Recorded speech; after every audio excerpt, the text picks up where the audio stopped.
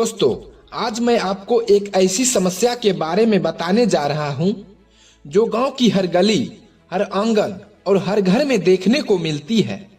दोस्तों, यह समस्या है बिजली की समस्या।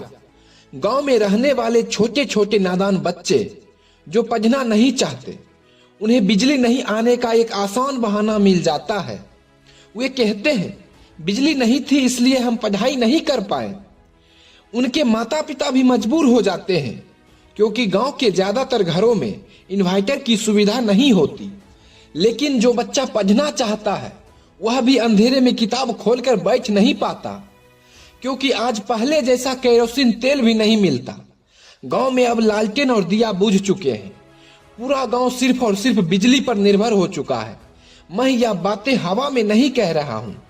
गांव के कई स्कूलों और कोचिंग में जाकर बच्चों से पूछा गया तो उनका जवाब यही रहा, सर कल बिजली नहीं आई इसलिए हम अपना होमवर्क नहीं कर पाए। अब सोचिए, जब बच्चा ऐसा कह देता है तो शिक्षक भी कुछ नहीं कर पाते। यह सिर्फ बच्चों की पढ़ाई का नुकसान नहीं है, यह पूरे गांव और समाज के भविष्य का नुकसान है। दुर्भाग्य है बिहार का कि आज तक किसी नेता, किसी बड़े सेलिब्रिटी या किसी बड़े अधिकारी ने इस समस्या पर ध्यान देना तो दूर, इसके बारे में बोलना भी जरूरी नहीं समझा, जैसे यह कोई समस्या है ही नहीं। लेकिन सच्चाई यह है कि यह सिर्फ बिजली की समस्या नहीं है, यह जीवन और मौत की समस्या भी है।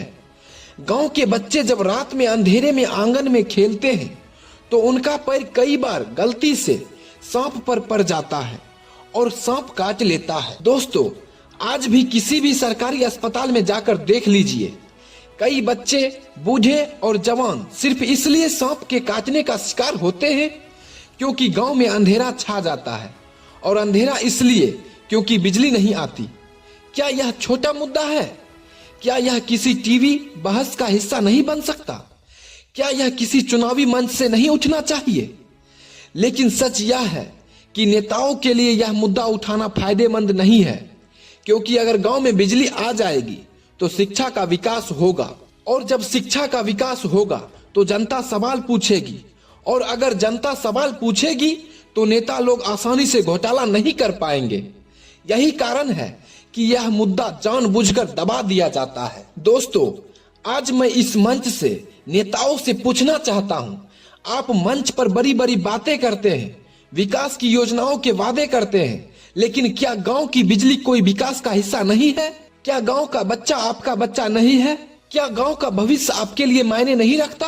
आप चुनाव जीतने के लिए हर गली, हर घर में आते हैं, लोगों से वोट मांगते हैं, लेकिन जब वही लोग अंधेरे में अपने बच्चों को खो देते हैं तो आप क्यों चुप रहते हैं?